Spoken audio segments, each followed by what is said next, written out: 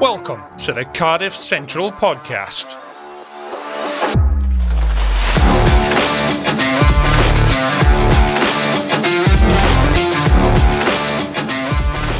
Hello and welcome to Cardiff Central Podcast. I'm back in the hot seat today, so as ever, I'm Harley, and once again, I'm joined by Carwyn. How are you doing, buddy? Yeah, not too bad at all. I've unlike other pods in this brand, we normally don't drink, do we? But today I feel there's a good reason to drink, which I'm sure we'll mention in a couple of minutes. But yeah, I thought I'd start on the Indian Pale Ale or some kind. So. Excellent shout, yeah. And now I feel inadequate because I've got some Pepsi Max with lime, just to get that extra bit of zing into my life. So before we go in, so it's a bit of a slower week for news, and with the first team not playing this weekend, so we've got a little bit more time to talk about our weekend. So did you watch any live games of rugby in person this weekend? I did. Not anything on top level. It was very high quality, mind you, despite the weather, which was.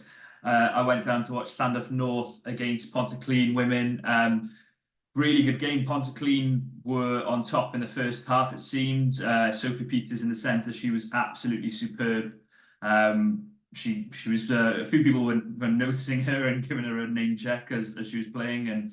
And Pontyclun, I thought, looked the stronger side. It seemed to be that Cardiff just couldn't get any dominance. And then they started to come into the game, their pack particularly, so the backs weren't quite clicking. And then the second half, they managed to pull away. Cardiff North winning 19 points to 15 in the end, which, considering the conditions, was pretty good going to score a couple of tries in the second half when it was full in storm, or whichever the first storm of the weekend was. I lose track by now, but yeah, brilliant game of rugby, high quality. Number of players that were involved with Gwalion, Brython Thunder, the likes of Charlie Mundy, for instance, playing for Pontyclun. So really good to see, and can highly recommend going down to Hayley Park to watch Cardiff North in the future. Excellent stuff. And I said I think there's quite a few famous Cardiff alum hailing from that area, but we won't go into that sort of things. So first bit of news. So we move on to the news. There's only two bits of news. One of them good, but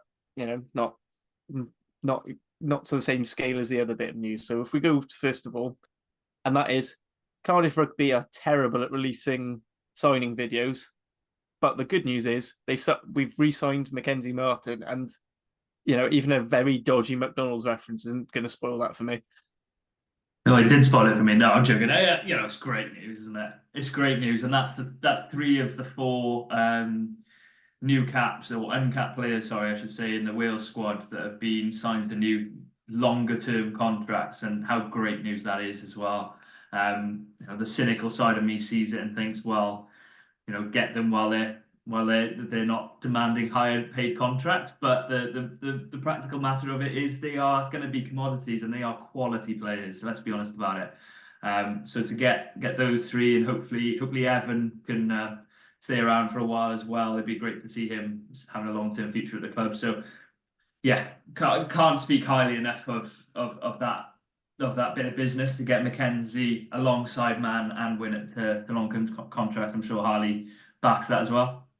Oh yeah, absolutely. I mean, you've just the talents of them. I mean, regardless of the Wales aspirations, which it's always great to see our players be selected for national honours. Just knowing that these young promising players are choosing to stay with the Capital at least during this formative time in their career, which yes, it's quite nice because we get them a little bit cheaper than if you do what some people say Scarlets did, where they let players go to Jersey and Cornish Pirates and then pay for them to come back as senior players.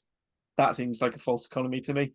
So let's get them up, get them through their 25 caps, and if they want to move away and earn big bucks, great. But let's keep them when they're in this sort of prime being moulded in the full Cardiff way.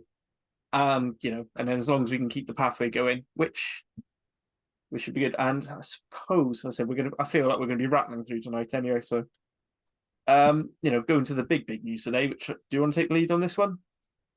Yeah, well, the big news today came out last night at a ridiculous time, to be honest. That's the other thing to mention. But that Helford Capital have well, their proposal to go through with purchasing the club has gone through. It went through with a 99.99% vote from the shareholders, which is, well, pretty comprehensive to say the least. I want to know who that 0.01% is, but anyway, very comprehensive deal. And yeah, they purchased 84.55%, so obviously controlling stake in the club, in the region, sorry. Brilliant news. Obviously, it's been something that's been touted, expected, whatever word you want to use, for a while. So to finally have it finalised, and their statement coming in the last hour really reiterates their pledge to help the region. And I think, having spoken to people that I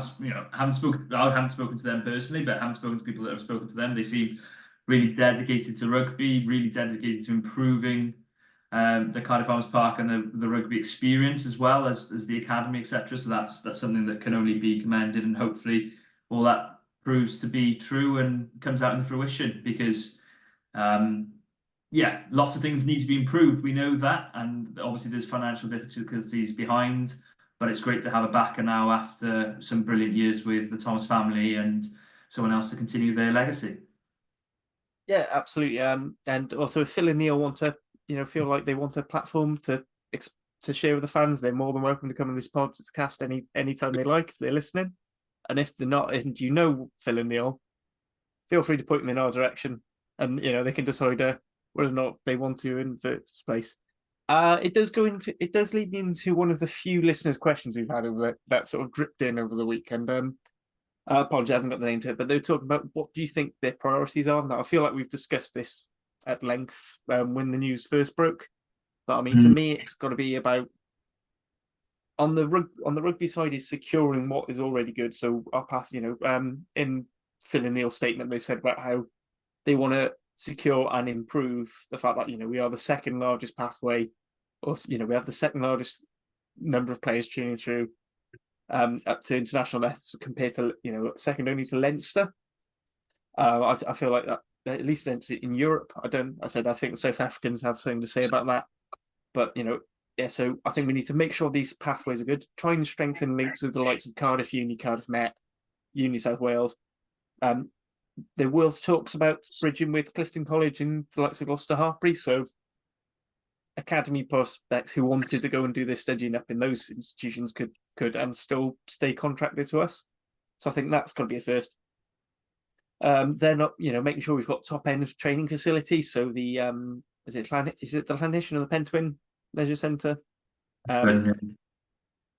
Yeah, so make sure they, that is as good as any team. So basically, we're giving our players no excuses on that end.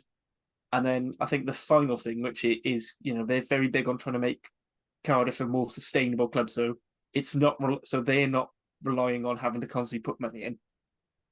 Is redeveloping the Cardiff Arms Park. Now, I think as part of this thing, Cardiff Athletic Club have gotten some more heritage shares. I think now, I don't know how they work. I think we'll have to get someone like Lynn on the podcast again. Hopefully, she can help explain that sort of thing. But from my understanding, is they get veto rights on certain things, like having Cardiff, what colours we play in. This Cardiff has to be in the team name and things like that. But if that helps get the redevelopment through, so we can actually have it, one, is a fantastic place for people to go and experience rugby, but also to be used on non-rugby days, then those are the days where we're going to generate income that we don't necessarily, we wouldn't otherwise. And I think and that's what's going to help us when we can start bringing up our salary cap. Then we can start bringing in big names or retaining the higher internationals. I think there were other questions about would they be willing to put in for these marquee players? I think it's the wrong time now. I think now is consolidate what we have, then build. Because the problem is when you go Galacticos, it doesn't always work. If you look at the likes of Bristol and Racing 92 and Toulon, fantastic, huge money players, and then nothing really happens. Well, I think Toulon would argue about the 3 Champions Cups, but at the same time, I do see a point that it's the infrastructure that needs to come first, and it's that development of an improvement of what is already there, which is clearly a working pathway. As we've spoken about, the consistency of seeing 4 uncapped players in the Wales squad, along with 7 other players in that squad that are Cardiff based, to have a better pathway, a better system going through, better training facilities. I do think that needs to come in. I think that's important. Having seen what's there, and I think that needs to be developed on and improved upon. And then hopefully the redevelopment of CAP to some extent, that was some improvements there. Well, everyone knows there needs to be improvements there, but I understand that's a bit more of a difficulty situation with its proximity to not only town but the Principality Stadium. So yeah, obviously those are huge things that need to be looked at. And then I think you're looking at, once those infrastructure things are in place and improved upon, you've hopefully by then established a better team. And therefore you can bring in your marquee players that will want to join the club. And perhaps it won't just be the monetary offer that you can offer them that will be tempting them. It'll be the offer of playing at a high quality team with a number of youngsters and, well, players like Mackenzie Martin, who'll be 2-3 years down the line and better for it and in a position where they're playing international rugby week in, week out. Yeah, absolutely. I mean, I said, I think I feel like there's not really much more to say that we haven't already said in the past, and we can keep going over this in layers. But either way, this is another promising layer of what has at times been frustrating, but overall has been actually quite an encouraging season for us this season. Yeah, that's we're often touted as being negative, but I think of the 4 regions, obviously performances on the pitch, you speak of Ospreys, especially after their brilliant result on the weekend. But I think all the positivity that's going around Cardiff is brilliant, and it's all future positivity as well. It's not necessarily a one-track season. Yes, Thomas has gone, but keeping the likes of Mackenzie Martin and Winnett, hopefully Brady as well. That's brilliant news. And then you've got the purchase, then you've got possible redevelopment. They're all building blocks for a future, which is what this season has to be. And we've seen that on the pitch. Hopefully we can see it elsewhere as well. So yeah, it's just really positive to talk about, isn't it? And yeah, I appreciate it. I've normally been the negative one, and I'm maybe going into the negative later on in this pod, but at least we can talk about a few positives at the start as well. Yeah, absolutely. Yeah, I think it's just a nice little thing to get you through the last of January blues. You mentioned Wales squad, so one thing that did slip when it said we've got 4 Blue and Blacks playing in the Wales under-20 squad. So Harry Wild, Lucas De La Rua, and I've forgotten the other 2 because I'm really bad at this. Yes, likewise. I'll do a quick Google to see if I can find. Yeah, so you should do that. But either way, I mean, all right, it's not as many as for the Wales squad, but it's still it's encouraging that we do have, we are continuing to pump these players through.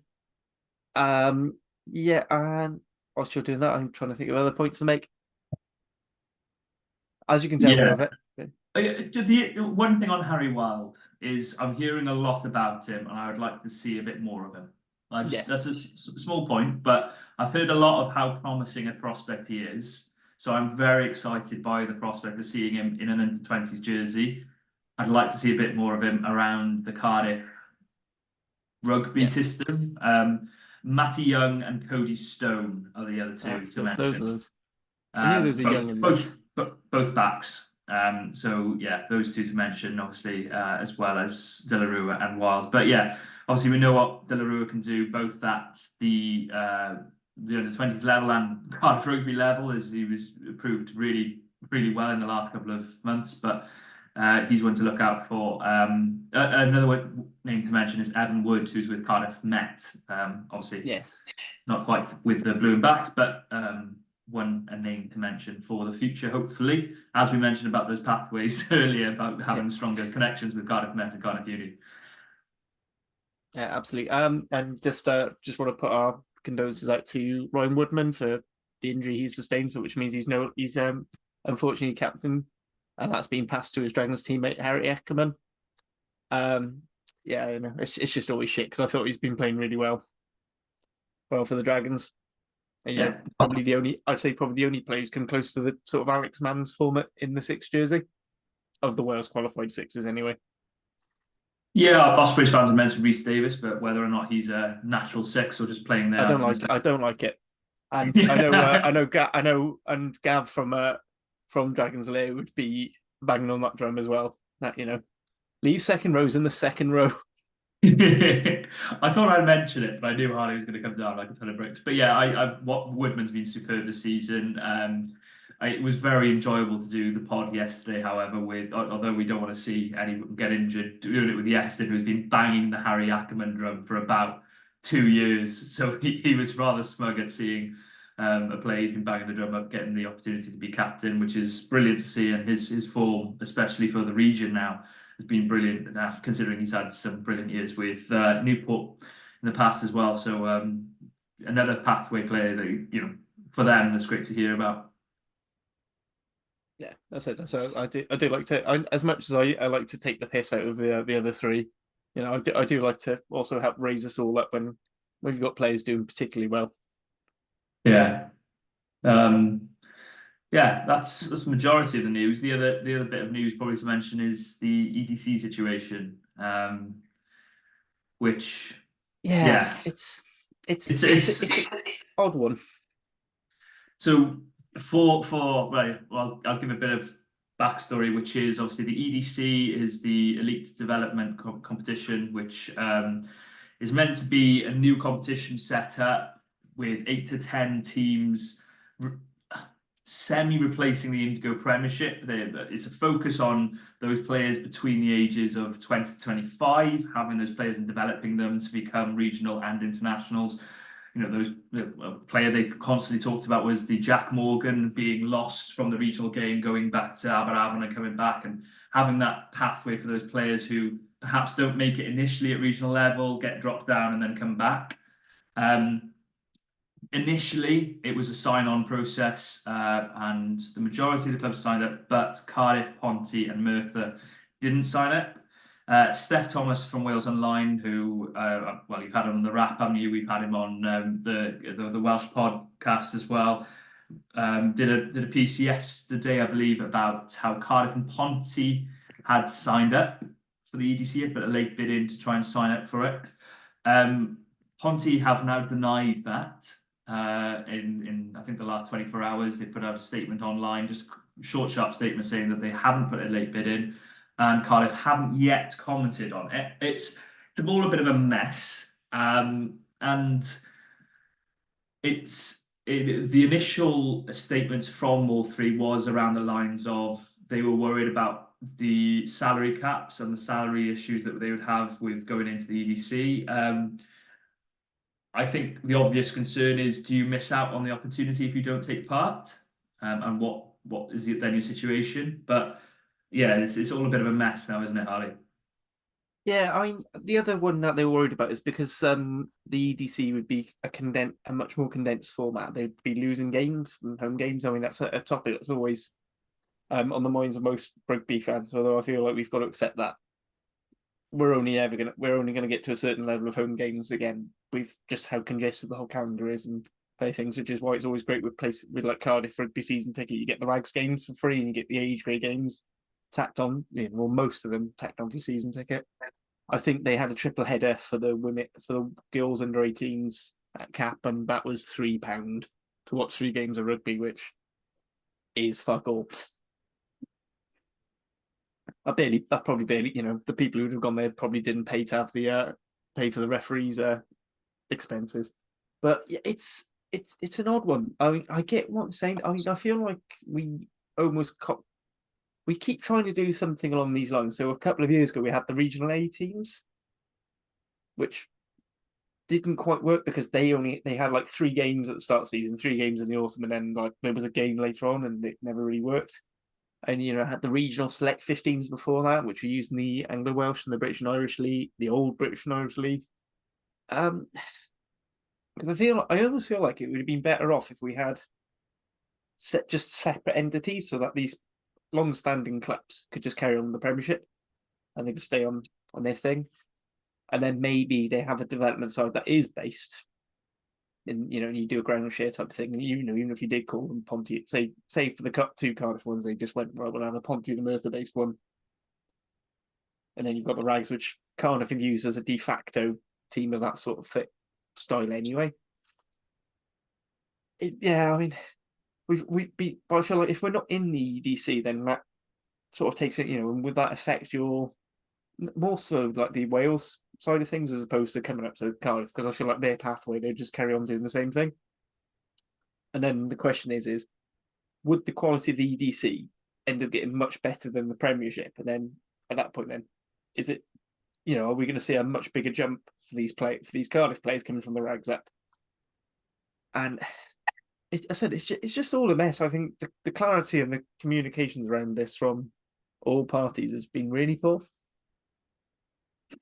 Because it took too long to announce who was going to be on the panel, which they still haven't. They've just announced it as a panel.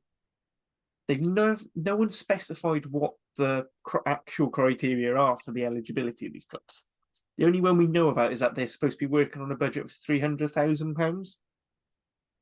But they're not saying if the WRU are going to front up some of that money, or if that's coming from the regional sides themselves, or if the clubs themselves are going to have to stump it up. And I think that was one of the biggest fears of the three Cardiff regional teams.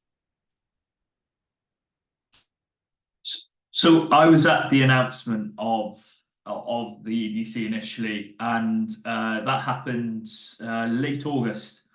And the talk was then that it was going to be a period of applying between September and December. Now, privately, I'd had conversations with people about certain clubs not making it, surprise clubs not making it, on the ground of their facilities weren't good enough and things like that, and that was going to be part of it. That performance wasn't going to be factored in. Was an interesting one.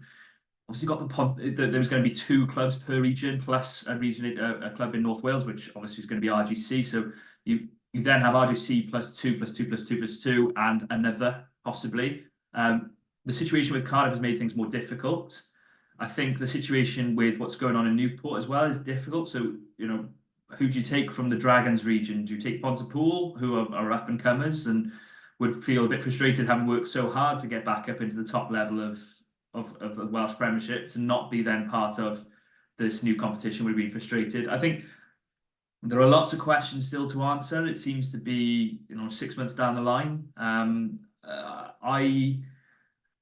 think the communication has been made to some extent to the clubs, but perhaps hasn't been as open as it should have been, in my opinion, because I think not putting that criteria out as clearly, not showing the panel, not extending the time period and things like that, it's all become a bit messy, a bit messier than I think it should have been. If you want to regenerate the game, perhaps don't declare it on the eve of the start of the season, is another point to make.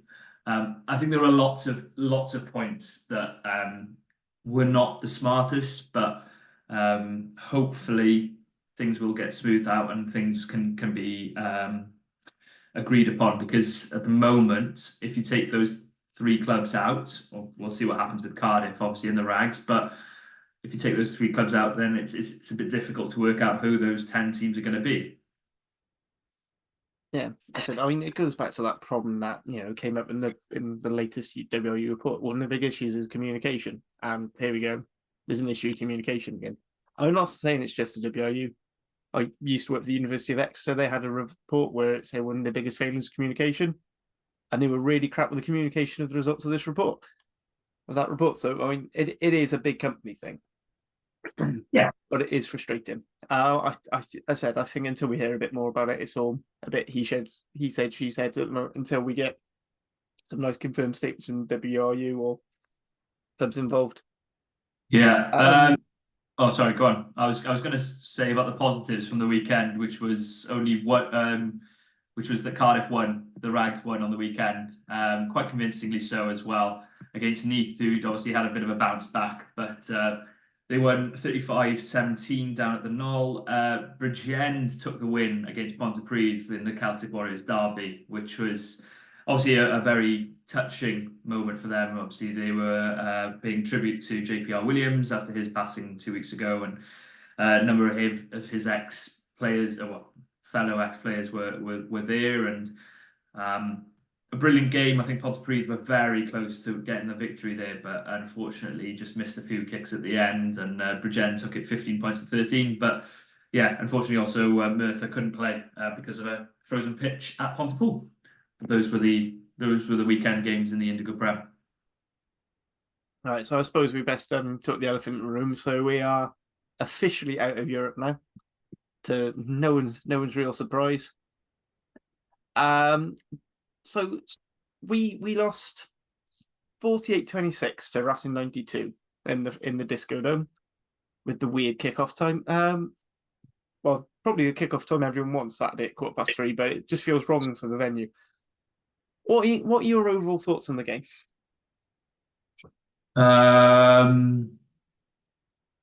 It's difficult. Difficult to sum it up really simply. My initial, I don't want to say threw it away because that simplifies it a little bit too much. But I think my main feeling is if you work so hard to keep the score down to 20-12 at half time, which Cardiff did brilliantly so, and it has been a habit of Cardiff conceding last minute tries at the end of the first half or points at the end of the first half. Look at Harlequins and how that costs you. Don't then throw it away with 3 cheap tries in the first 10 minutes of the second half. And that's I can't get away from that. Yes, it's negative, I know. We'll talk about the positives later in the game at the start of the game, but those tries are too cheap, too easy. Starting off with, you do something that Cardiff don't really do, which is play from their own half, playing from their own 22, lose the ball. Rhys Carey does brilliantly to save the situation and takes out the goalpost in doing so, which if you haven't seen doing the round on Twitter, please do. And then Thomas Williams needs to find touch. It's a really simple, brilliant bit of skill from Tadeb to keep it in and then beat a couple of defenders to score. But that needs to be off the park. Likewise, then switching off when there's a penalty in midfield, everyone sort of honeypots in, draws the defence in, and then it's easy to spread the ball out to Christian Wade, who performs a bit of magic and tomfoolery and does make a kipper out of that's not saying, but does an amazing gradient kipper in the corner and with some hoodwink, and then turning the ball over for the third try. And it was just too easy. I that was my frustration. Is if you watch that game back as I did, because I sort of watched the first half and then I was driving and then had to go back and watch the second half. I was going back to the tries initially. Each one of those tries starts with Cardiff in possession, and it was just a bit frustrating. I think that's the word for the season, isn't it? Frustrating at points, but there are so many positives around that. It was just, I felt maybe saying an opportunity gone begging is a bit strong, because I think Racing probably were the stronger side and would have won that regardless. But still, it was too simple to give away. Yeah, it is one of those really weird ones because, like, for me, they scored 3. They scored 2 tries in the last 20 minutes, and then another 3 in those sets. So it's only a half-hour block really where we got blown away. Yeah, and as I said, the one thing I thought that killed us in the Harlequins game was conceding that last-minute try, and we thought, right, we stopped it. Great, we can come out firing and get on, and then we let in that soft try. And then it was like we were too shell-shocked until about the 52nd minute, and then we went, oh, hang on, no, wait a minute, we've got to defend. And actually, for that, we only let one more in from there. Yeah. We scored 2 decent ones ourselves. I mean, I thought when ball was going to hand, the attack looked really good. I said, I'm going to carry on banging the drum for having Carey and Timani on the pitch together as long as possible, because that gives us go forward. Because if one's just gone into contact, the other one's ready to go, and we've got a big, powerful carrier there. Ben Thomas at 12 just gives us some extra dimensions of attack, which I think I think because he's that different player and he's more of a playmaker to Halaholo, it does allow De Beer to be a little bit more aggressive and carry a little bit more, and that helped. But then we can still keep shape. And again, that gives our midfield a lot more direction.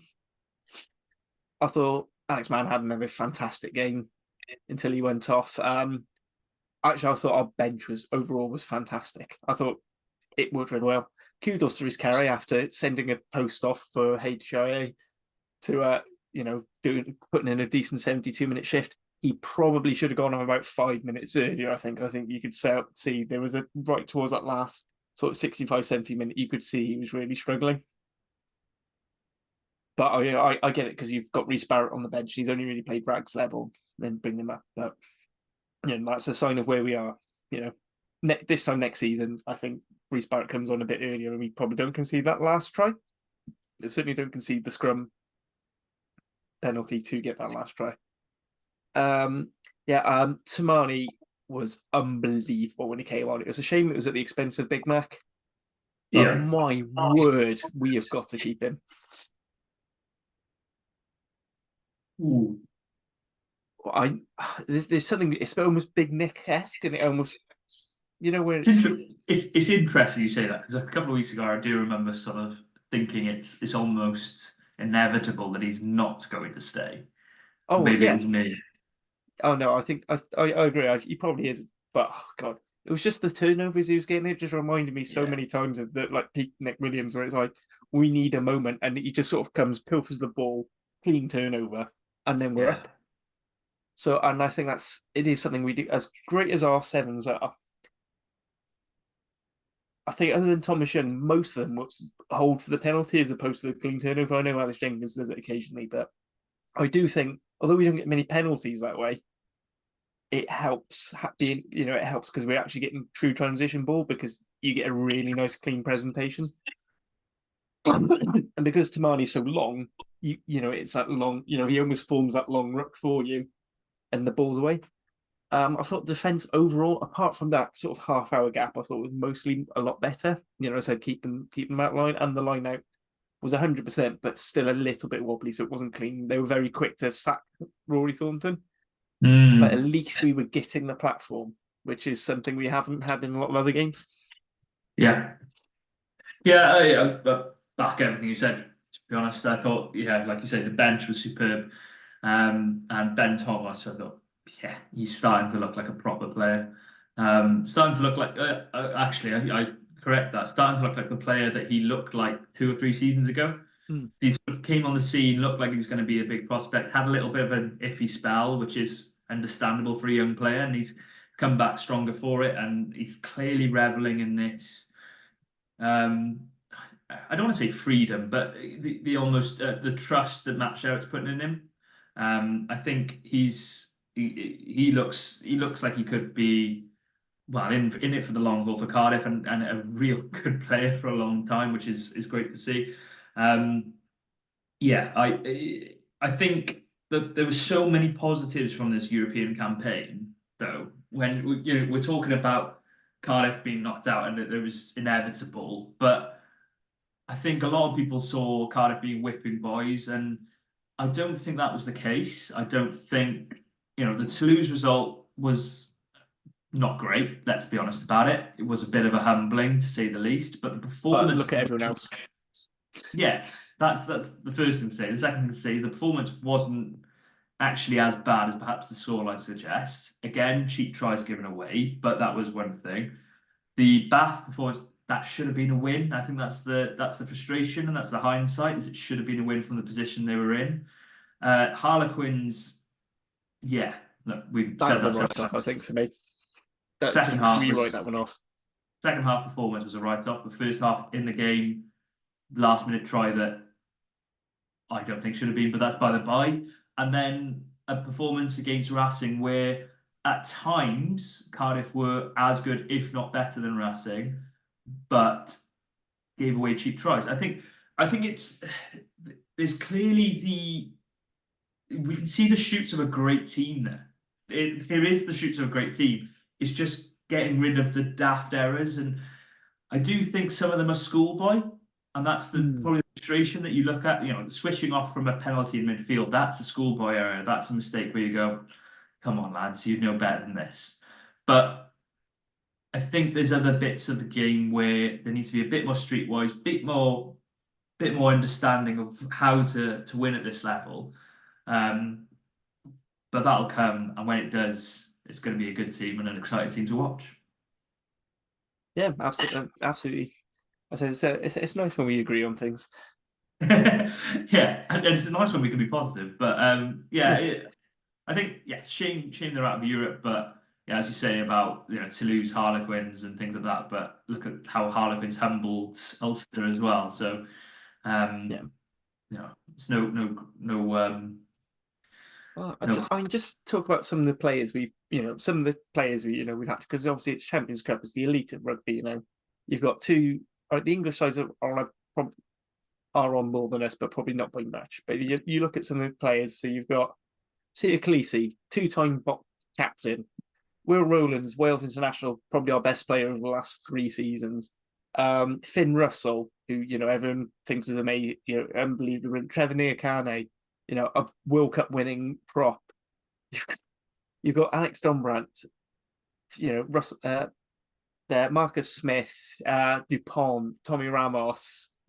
So likes of Cyril by Rowan Telfi,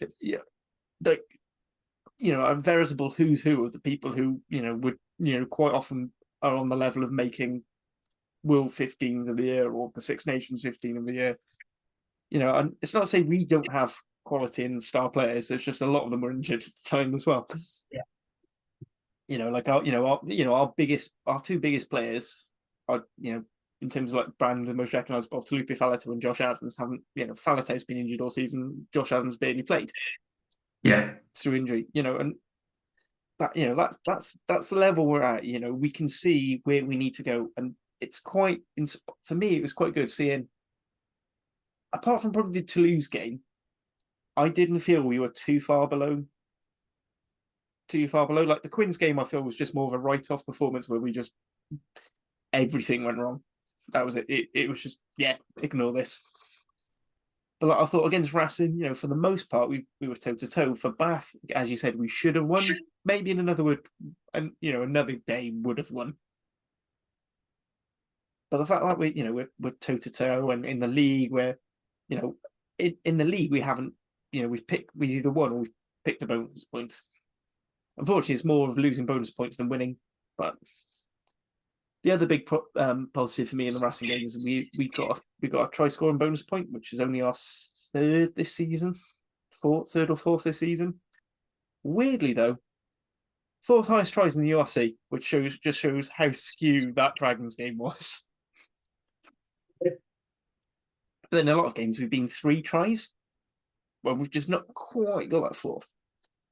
And I'm hoping that with the Racing game as well, it's hopefully going to be the end of this trend where we unbelievable for the first half hour and then it tails off. So if we can keep, if we can keep getting closer and closer to that 80-minute performance, but still playing the way we want to play, then I think that there are going to be a lot of teams that will struggle to beat with us. Yeah, completely. And I think you speak of all those great players, and I think if you're looking at a Teddy Williams, for instance, if you're looking at an Alex Mann, I don't think they've looked out of their depth. No. I think I thought Will Rowlands was superb on the weekend as a buy, which is great for Wales and anyone looking forward to seeing him in the Six Nations, and maybe did show where Teddy can improve a bit more in just offering himself maybe a bit more as that first carrier, a little bit. That may be something that can work on. But I thought, as well, Cam, when he's played, has been brilliant in Europe, hasn't looked out of his depth. Bia, I think, has stepped up in Europe at another level in the majority of his games. I think he's performed at a higher level, perhaps, than I'd seen in some of the URC games, particularly against Bath, where he was superb, but he was also very good against Toulouse. And Ben Thomas as well is another one to mention. So it's not like these players are getting blown out the water or are looking like fish out of water, for instance, at a level that's above them. I think as a collective team, perhaps it was a step too far, but I don't think it was a step too far for individuals, which once everything clicks, I think will be a good thing. Yeah, absolutely. One name that I didn't mention when we were talking about the game is I thought Jacob Beetham was unbelievable at 15 again. So if we can keep both him and Cam, that battle's just going to be fun for so much fun for the next few years. Or if we're going to see Beetham a bit more at 12 or on our bench option,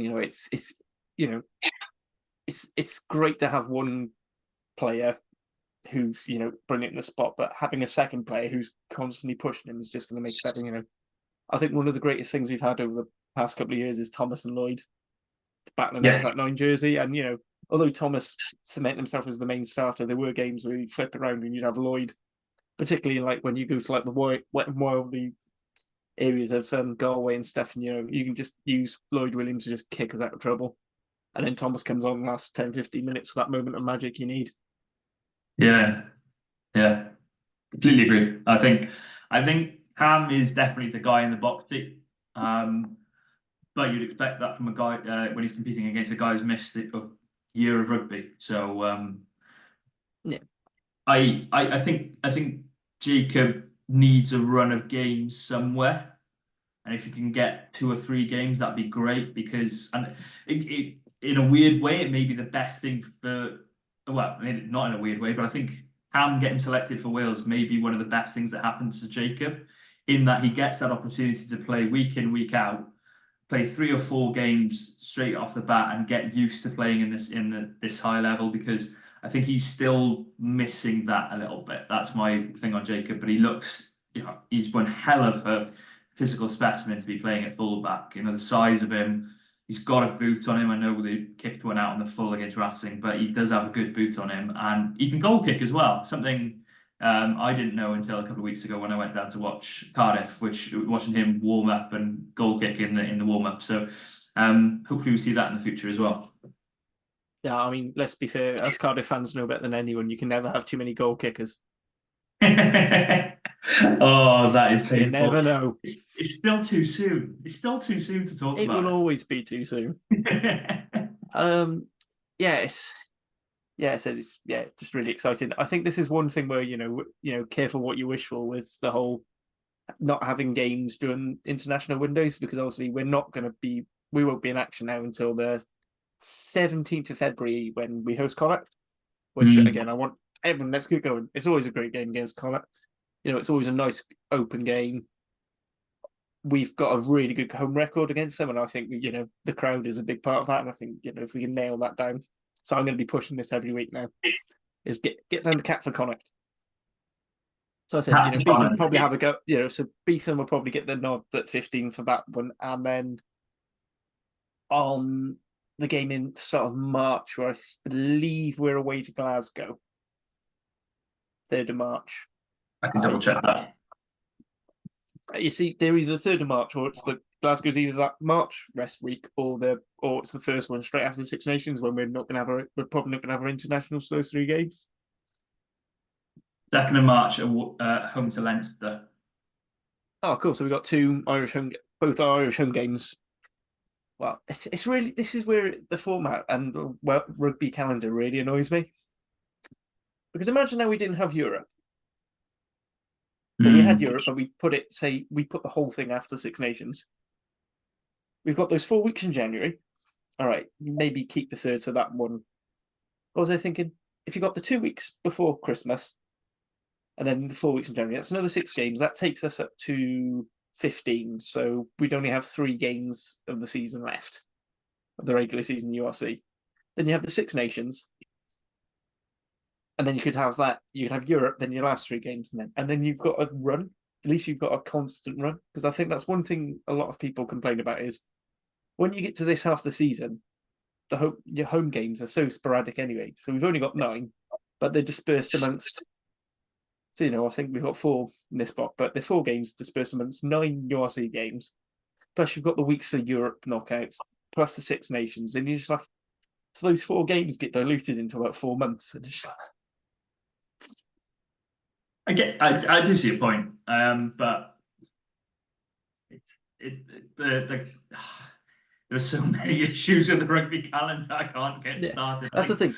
I think this season is weirder as well with Rugby World Cup, etc. But yeah, I said until we can sort of get it all. I said, I mean, New Zealand fans don't realise how lucky they've got it because they've got their big pro competition. So you've got the 5 Super Rugby sides. They play that. Then the All Blacks then go. All the ones who are good enough to be in the All Blacks or Maori All Blacks, they then go off and they'll play. They'll have their summer tours warm up. Then they have the Rugby Championship. Then they have the autumn to finish off. In the meantime, then any Super Rugby player who doesn't go into the All Blacks goes down into a provincial thing, so it splits the wages. It's the reason I think that system works. Because imagine now, like Cardiff basically only had to pay for the URC and Europe, say, and then those players went off, and then you split in between. So then the Premiership then are getting URC level players filtered through, and then you've got an extra thing there whilst the internationals are going on. So you're not going to have clashes. You're not going to be missing. The players who become your best players are playing because the internationals are away. I mean, that's kind of the whole idea of the EDC, isn't it? So playing those 4 weeks in November and the Six Nations. But it's just like, it could just be the fact that we have, Cardiff don't play now until start of Feb, until mid-Feb. Then it's March, and then there'll be sporadic gaps around because we've got the European knockouts, which, well, unfortunately we're not part of. But I mean, I don't think you should ever hedge your season on hedge your bets on knockout rugby. Not now, no. Yeah. It's that. I am planning to go to Connacht if I'm not working, which is a bizarre way of saying things. But yeah, I'm hoping to go down to see Cardiff against Connacht. So definitely fill the cap and hopefully a great game there. And then Leinster in a couple of weeks, and we know what Cardiff can do against Leinster at home, which is exciting to see. I was going to mention about something about hoping to keep all our fly halves, but I feel like touching wood too much. So I'm just everyone stay fit for the Connacht game because I don't want to see another situation where we're trying to draft in different players to play fly half again. I said all our fly halves. Dinos to be. Yes, I mean, from all accounts, Arwell's been playing pretty well for the Rags, so he's at least getting regular game time. Going back to my frustration, I would like to have, whether it's a Harry Wild or whatever. I mean, at some point, I do feel like Sherrock's got to go. Do you know what? De Beers has bedded into this system as it's going to get. This season's right off. Let's get the number 2 guy in, because it was enough of a scare when De Beer was injured. Earlier on this month. I really don't want to be thinking, oh fuck, who have we got? Yeah, I do agree. You see it in American football where you bring in your second quarterback just to have a few snaps of the ball and that sort of thing. I think that would be, not that I've just started watching American football since Louis moved over, but it sort of sounds like that.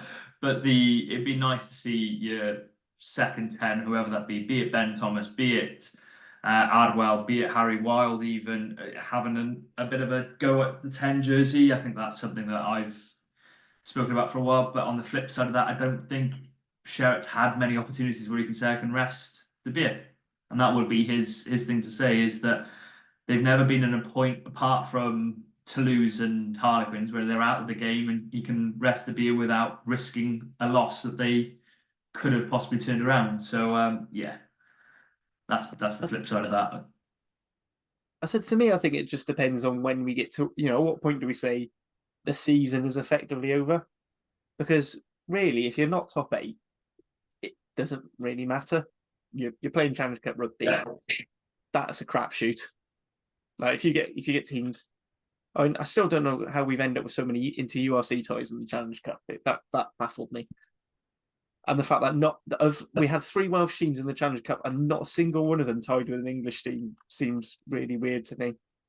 But I don't make the scheduling. Looking at it though, I am seeing the possibility of 20 to 25 points at the end of the season. Connacht is a winnable game. That's possible 5-pointer. Leinster at home, Cardiff have won in the past, so you want to say there's a possibility of 9 points, even though Leinster are a strong side. Then you're going away to Glasgow, which is going to be tough. You're going away to Munster, but this Cardiff side has shown that they don't turn over easily and quite often get losing bonus points even if they lose. So they'd be hopeful of that. You're then going away to Ulster as well. So yeah, but Ulster haven't been consistent this season, neither of Munster. So both of those you'd think there's a chance of getting something. Then Edinburgh at home, and then you've got the trip to South Africa before Ospreys at home. I think there's all those home games are winnable. So I'd like to think that Cardiff still have aspirations of the top 8. It's unlikely, severely unlikely. So maybe see where we are at after the end of the island fixtures and the end of those. That'll be my saying. But then, do you want to shove a young 10 into playing out in Glasgow, Ulster, and Munster, or South Africa? Not really. So there's two ways of looking at it, isn't there? I think the thing to me is you're looking at 10 wins. So it's 10 wins and bonus points to get into top 8 realistically. We're on 3 and we've got 9 games left, and 2 of those are South Africa, and that's where I start going, right? We've got 4 away games, well, 5 away games, and it's like, and 2 of them in South Africa. Our 1 home game's Judgment Day, which we won last year.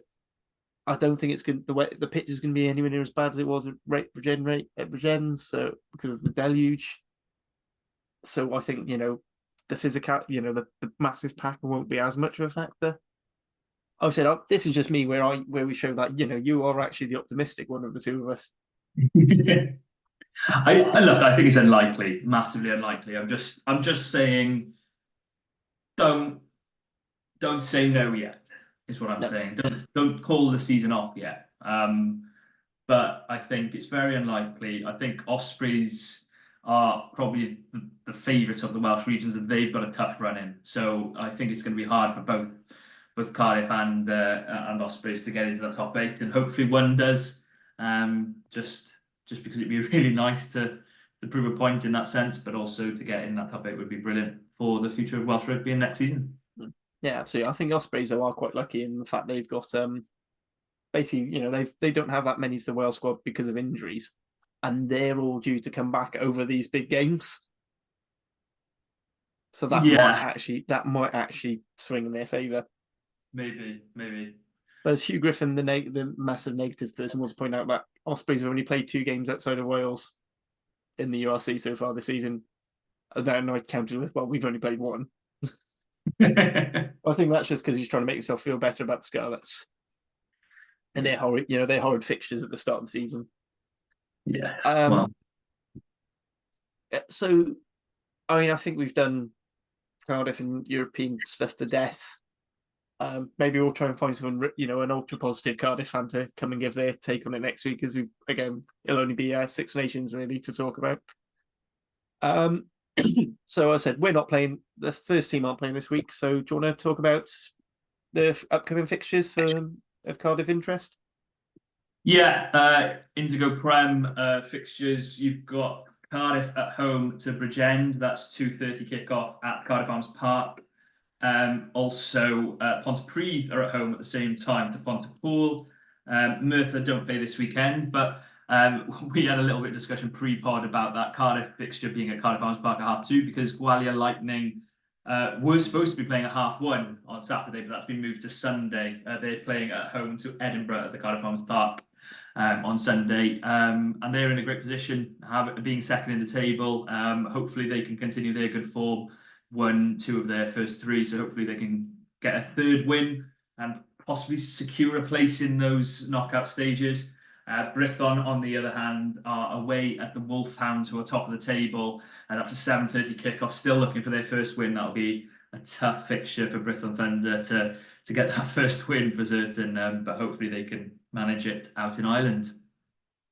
But yeah, those are the main fixtures. Obviously, Cardiff are still in a situation where they are 4th in the table in the Indigo Prem.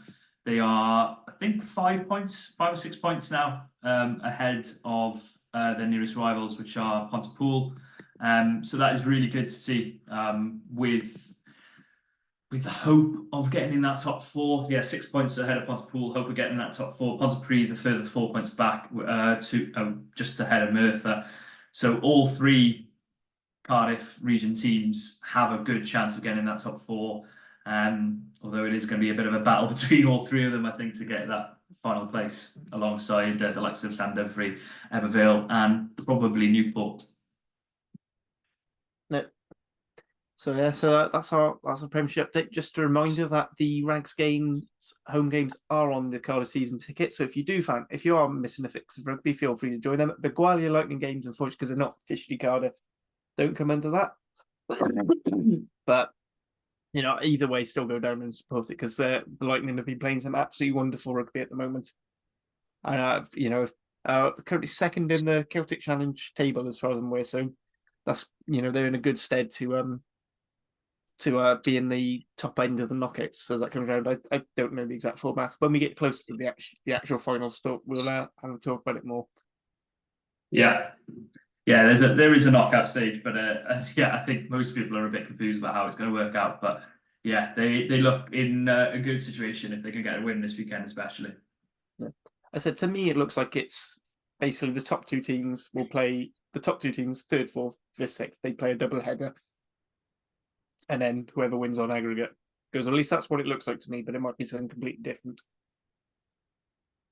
Yeah, I'm a little bit confused about it, guys. So I'll leave it to your expert opinion. But yeah, I'll see how it turns out in a couple of weeks. I wouldn't go call any of my opinions expert. So we're nearly coming to the end now, because the Ospreys got some bloke called Lance on tonight, so they've asked us to make way, because they need an extra half hour to do their hair and makeup. Yeah, some bloke called Lance. I was going to imply that it was another Lance, but I won't do that for libel reasons. But yeah, I was trying to think of any other famous Lances, and the only one I can think of was not the one I want to compare him to. Lance, so look, Lance Bradley, new CEO, is joining Ospreys Irie in possibly the worst kept secret we've been holding within the pods. So that's David Buttress. So we've had David Buttress, Simon Mudrack, Lance Bradley now on, Anthony, the communications manager for Ospreys. So if Dickie, if Richard Holland, or Alan, if either of you two want to come on and voice your opinions and correct anything you've heard out in the media, again, you're more than welcome to come and speak to us. And then all I want to do is just another shameless begging of, if you're enjoying the podcast, please review, leave likes, comments. It all helps us.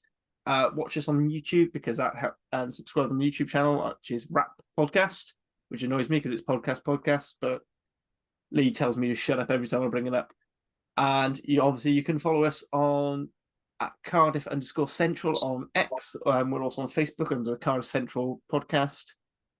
And we don't have an official thing on Blue Sky, but I'm on there at harley.worthy at Blue Sky. Blah, blah, blah, blah, blah. So if you want to get in touch with me, in touch with us on there, feel free to message. If you are going to message us through Facebook or Twitter, if you message the pod channel correctly, because it just means both of us can see a lot quicker and easier. Any other messages you want to get out there before going? Any pieces up and coming?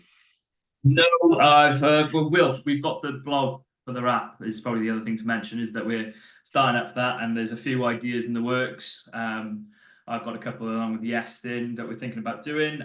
But yeah, nothing for me to plug as yet. Still in the various stages of deciding what I want to do with the rest of my life. So we'll see how that goes. Yeah, that's always a fun part of your life. So all it leaves me to say is to thank you all for listening, and then I would like to thank my co-host Carwyn, as ever, is putting up with me and pushing the buttons. That is my job. Yeah, pushing the buttons and putting up with you. Yeah, I deserve a pay rise for that second part, I think. Yeah, you can have 100% pay rise. Right. So that's all. So until next week, ta-ra. Goodbye.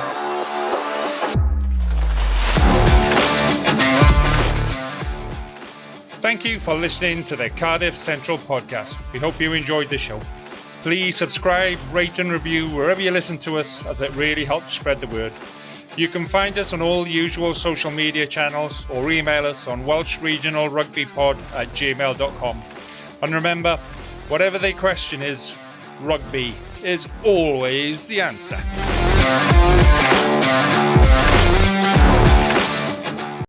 Sports Social Podcast Network.